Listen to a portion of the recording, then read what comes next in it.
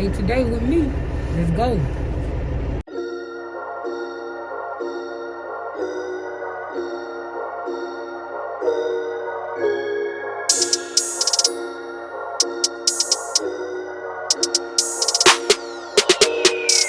Y'all, so today is vlog number 2, second day of rocking with me or whatever. Today I'm gonna take y'all with me and show y'all what a regular day is like being a fueler in the Army or whatever. Right now we in the field, so we fueling birds. We actually doing our job. As I told y'all before, as I mentioned in the other video, a normal day is probably like, you know what I'm saying, sitting in the office or whatever, but today we in the field, and for the rest of the month we'll be in the field. But we just got here probably about an hour ago, and we don't have no birds right now. We just setting up, getting ready to start or whatever. We actually did fuel 2 birds, but that was like unexpected, I guess you would say. We wasn't ready for it. But as the next bird come, I will be keeping y'all updated. But let's talk a little bit about what it is to be in the Army. So being in the Army, it has its ups and downs. I'm not gonna lie to y'all. One main reason I say it has ups and downs, you have good days, you have bad days. You feel me? Like I said, with being a fueler, you normally, you know what I'm saying, really sitting around unless you're in the ground unit. If you're in aviation, then it's a little bit better. And I know I'm using terminology, like Army terminology, so I'm gonna break down what aviation is. Aviation is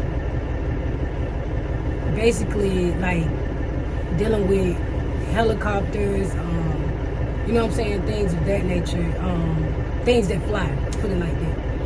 And ground units, and then with ground vehicles, trucks, LMTVs, stuff like that. So I'm actually in the aviation unit, so I deal with kind of like with the birds or whatever. They call helicopters birds. That's again Army terminology or whatever. But when you're in aviation, you basically sit in the office all day or whatever, because you know what I'm saying, you don't have too many birds to come unless it's like training going on, something like that. So like I said, we in the field right now, so we have birds coming because it's training. It's training for us and for them. Teaching new people, our newcomers and stuff, how to actually work in the aviation unit, how things run over here, whatever. And you know what I'm saying, the pilots get their training time or whatever. A good day, being a fueler is, you know what I'm saying, getting a couple birds, learning a couple things, seeing how it is, whatever. I actually like being in the field because I don't like to sit around. I like to actually be moving and doing something. So a field operation for me is a little bit better because you're able to walk around, do your job, things of that nature. Right now I'm sitting in the truck because, like I said, we just got here about an hour ago and we're still setting up or whatever. Ain't too many birds coming. And then another reason I'm not doing too much right now is because they issued a weather warning on us. So they said we're supposed to get some snow soon or whatever. It is very cold out here. As y'all can see, I'm kind of layered up or whatever. It is very cold out here. I'm actually in North Carolina right now. I'm on Fort Bragg base or whatever, and it's real nice out here until it gets cold. I mean, to see snow, it's nice. Coming from Alabama, you don't see snow for real. We get it every like 5-10 years, but every year here I see snow. I'm not gonna lie to you. So that's just a little bit about, you know what I'm saying, being here. I haven't worked in a ground unit yet, but I have a couple of other buddies who have. And a lot of people say coming from ground unit to aviation is better. So, I mean, it might be, you know. But that's about it that I can tell you about the Army. I mean, granted, we do go to war sometimes, you know, and have to risk our lives, but for the most part, in my career, I haven't had to go to war yet, thank God. But you never know what might come, because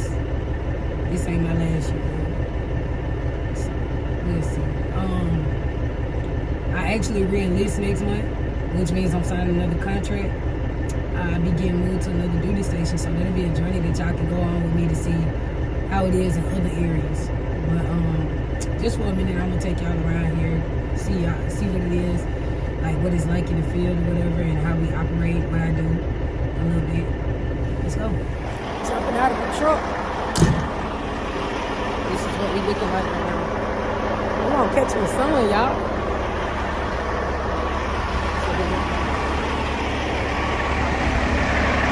Got our little porta potties in our tent back there.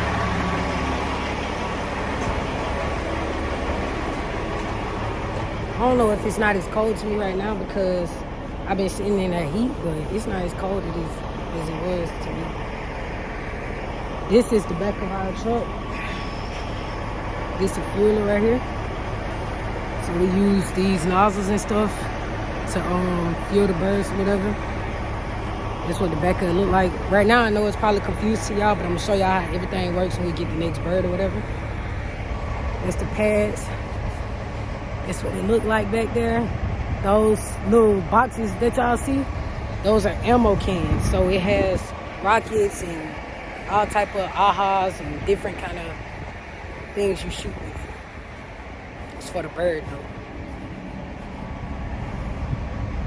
This is what it looks like. This is my view right now.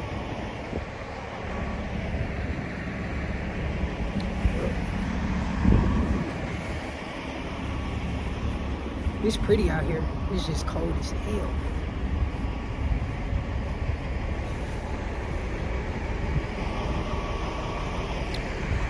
Just a little quick little view. But I'll be back with y'all when we get out. So now I'm back in the truck, and I just realized that I didn't tell y'all too much about the reason that I joined, like when did I join, things of that nature. So a little bit of background information on me. As I told y'all before, I'm from Montgomery, Alabama, and if you from there or you know anything about it, you know that there's nothing in Montgomery for you. So I graduated in 2017 from Jefferson Davis High School. When I graduated, I started out working minimum jobs. Like my first job was Publix. While I was in high school, I was working at Publix for like 2 or 3 years. And then I went from there. I was working at fast food. I was working at like Dollar General. I was working at many different places, Hyundai, all that, trying to make money. And it was making ends meet, but at the same time, it wasn't what I wanted. I knew I had more opportunity for me ahead because of my education or whatever and my skill level. I have a lot of potential from what my mom has told me and my family has told me. So that kind of opened my eyes a little bit, but I still wasn't grasping what they was trying to tell me. So I started college after I graduated. I started at AUM. And it really did. I mean, the first semester, it was good for me. I made straight A's or whatever, but I just wasn't feeling school anymore. You know, I just felt like it wasn't for me. I tried again. I left there and I tried again. I went to Trinity, and I again took up graphic designing because that was my first major. Graphic designing was. I always wanted to be a graphic designer, but I took that up at Trinity and at AUM, and it didn't work out for me at either school. I mean, I was making the grades, I was on point, but I just wasn't feeling it myself. So I stopped going to school. As I said, I started working at Hyundai, and it was straight or whatever. But then I quit there because I was like, it just wasn't for me. The schedules was different. I was used to being on a set schedule. I was having to switch back and forth or whatever, because if you worked at Hyundai or you know anything about Hyundai, it's rotating shifts, and it wasn't working for me or whatever. So I left there, and I was just back to square one. Like, didn't know where I wanted to go, didn't know what I wanted to do. I didn't have any clue, and I went to nothing, literally nothing. It's hard to say, but I'm gonna be real with y'all, because that's all I can be, is real. I was sleeping on my sister's floor. I was living with my sister, sleeping on my niece's room floor. And it made me feel some type of way or whatever. But we're going to go back a little bit. Before I started living with my sister, I had an apartment with my cousin. My favorite cousin, one of my favorite cousins. Me and him was like this. We was like two peas in a pie. You know what I'm saying? Everywhere I went, he went. Everywhere he went, I went. And he actually got killed in our apartment complex. And that kind of did something to me. It's a very emotional story for me to talk about, but I'm trying to let y'all know like what made me go into doing this. Before he died, he would always tell me like, DJ, you got so much potential. You could be doing so much better. I want you to do better than me. I want you to be better than me. He would always tell me that. And I never really, like I said, I never really took heed to what people was telling me. I wasn't grasping it at all. And I'm like, okay, I'm doing better. You know what I'm saying? I'm working this and this and this and that. He didn't want me to be in a situation like that. He didn't want me to work the minimum jobs. He didn't want me to, you know what I'm saying, live check to check. So I didn't listen, but he ended up getting killed in our apartment complex, and that tore me down. I didn't know where to go from there. I was upset for a long time. I wasn't working. I just couldn't grasp the fact that somebody would want to take him from me. Like, he was a laid-back dude. Like, yeah, he had his ways of things. I'm not gonna lie on him. He was a street dude, but he wasn't the type to pick with nobody. So I couldn't really fathom them taking him from me. I couldn't get it. I couldn't understand it. So it kind of messed me up a little bit, and I really went down from there. I went downhill. He got killed in April, and like I said, from April all the way until my birthday in June, I was like, I just couldn't get it together. So when my birthday came around, that's when I decided on my birthday that I was going to enlist in the Army. And I went up there on my birthday and I enlisted in the Army, took my test, and I passed first time. And they told me they was like the next opening for to go to basic training would be in September. I was like, that's fine. I don't care. Get me out of here as soon as you can. And the reason I chose this job, I actually did not choose this job on my own. My grandmother chose this job for me. When I passed my test, they gave me a list of jobs that I could do. And I took the list of jobs to my grandmother. I said, Granny, I want you to pick my job. And she said, why? I said, I just feel like you know me better than I know you. And she was like, okay. So she marked down 5 different jobs. She said, these are my top 5 right here. I said, okay. I took it to the recruiter. He said, all right, mark them down to your top 3. Took it back to my granny. Mark it down to the top 3. I said, okay. She marked them down. And when I took it back to my recruiter, he said, all right, this is what I got open for September. That's as soon as I can get you out of here. And it was the fueling job. And I took it to my granny. I said, what you think about this? She was like, that's the job I wanted you to do anyways. And I took the job. I left in September of 2019. And I haven't looked back at going back to being in Montgomery since. Now, I'm not going to lie to you. I did have some thoughts about getting out the Army, but never to go back to Alabama.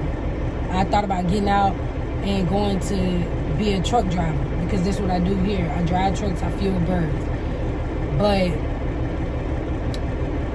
I changed my mind because I said the Army helped me get out of the situation that I was in. So why would I go back to that? You know, it's a reason I'm here. It's a reason for everything. God put things in a position for a reason.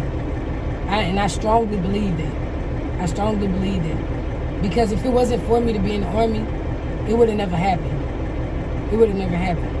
And I tell my mom that all the time. I'm like, you know, she be nervous for me and stuff. She really don't support the Army because of her religion, but she supports me. And I tell my mom all the time, I'm like, you know, Mom, I'm here for a reason. She said, I wish you would have went to college. I wish you would have, you know what I'm saying, stayed in college or whatever. I wish you would have finished your years out and became a graphic designer like you always dreamed to be. But I just feel like it wasn't meant for me to strictly do that, you know? Or maybe it's not my time to do that yet. But my time now is being here. It's my time to be here right now. Maybe in a couple of years from now, what I'm saying? Things might change for me, but I feel like God put me in this position for a reason. I'm meant to be here. And like I said, the Army has its ups and downs, but I love my job. And I wouldn't trade it to do any other job that I see.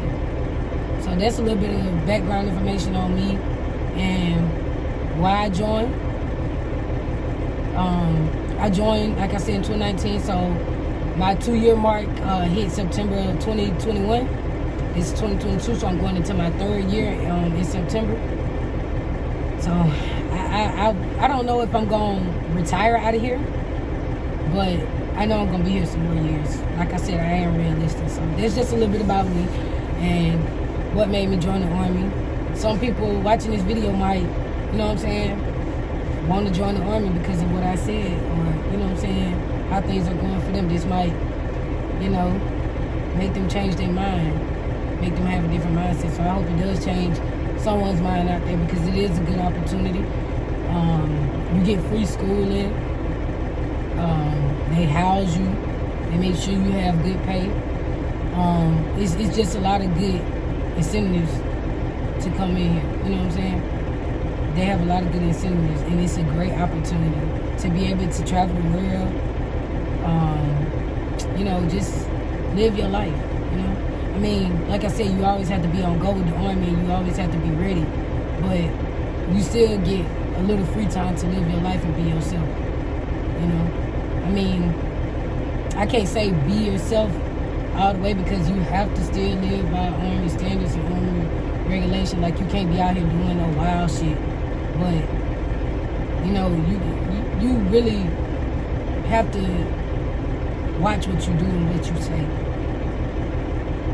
I mean, after you join, it's certain standards and regulations you have to live up to. And if you can't live up to that, then this ain't the place for you. Yes, you have to listen to people tell you what time to get up, what time to go to bed, what time to eat, all that, where to be, how to dress. But it's okay. Sometimes it's okay, especially when it's dealing with a career and having a career. It's okay sometimes. I mean, nobody wants to just get up and say, hey, I want to go and have somebody tell me when to do what and how to dress and how to act a certain way. Nobody wants to just do that, but it's okay. Dealing with the Army, it's okay. Same thing with the police academy, state workers, government, anything dealing with the government, you're gonna listen to somebody tell you what to do, and it's okay. I mean, until you have your own business and you're your own boss, it's okay to listen to people and have people tell you what to do. I went through basic training, and it was hell for me. It was. I'm not gonna tell no lies. I was writing my parents and my sisters, my grandma, my whole family. I was writing everybody, telling them like, oh my God, I hate this. I wish I could come home. I regret it. And they was just telling me, you know, stick it out. You know, you're a Carter. You different. You know, you stronger than that. They told me that all the time. They would send me pictures, write me back. You know, they motivated me throughout basic. I hated people telling me when to get up, when to go to sleep, what to do, how to dress. You know, I hated that. But it shaped me into a better person. It's molded me into the person that I am today. And I would say the military really is making me mature faster than what I thought I would. Because if anybody know me watching this, they know I was very immature. I mean, even a couple months back, I was very immature, you know. I was just doing whatever, whenever, however. Didn't care too much about anything. Just wanted to do whatever I wanted to do. But every day that I get up and I come out here and, you know what I'm saying, and I work, I realize that I'm not getting any younger. And being a person that don't care about too much or just being childish, doing what you want to do, it ain't going to get you too far. I promise you it's not. Hanging around the wrong crowds ain't going to get you nowhere. Nothing but in trouble. And I learned it the hard way. I promise y'all I did. My mom tried to give it to me the easy way, and I chose to be hard-headed and take it the hard way. And it got me in a world of trouble that I couldn't get out of. And even after I got in the military, like, I was still doing dumb stuff and I got in the world of trouble. You know what I'm saying? But I'm learning every day to change my attitude, my mindset, and how I do things. You know, I'm becoming a better person every day, and I like that. I'm developing. I see myself maturing and doing better than what I was before, and I love it. So, like I said, if this changes y'all minds to join the Army, I hope it does, because it's a great opportunity. Just look into it. If it's ever been a thought in your mind, look into it, because it's really good. And if anybody on here is looking to join the Army and need more information on it, or want to hear more stories about it, or you know what I'm saying, anything, y'all can always comment down below, or you know what I'm saying, hit me up, and I definitely will help any of y'all. I will talk to y'all, tell y'all how it is, what's the good, what's the bads. You know, it's a great opportunity. But that's just a little bit about me, like I said. So again, I'm gonna get back with y'all when we get a bird, because right now it's looking like we ain't got nothing at all. I don't know when the next one coming, but when they come, I'm definitely vlogging.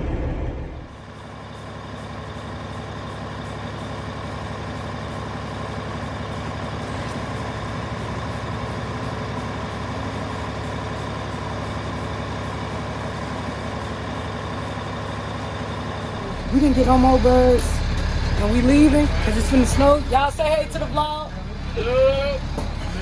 Y'all lame, say hey to the vlog, man. What is it? I'm gonna get it to you. I got you. So we finna leave, y'all. We finna get some snow and have some fun. Y'all say bye to the vlog. We out of here. I get it.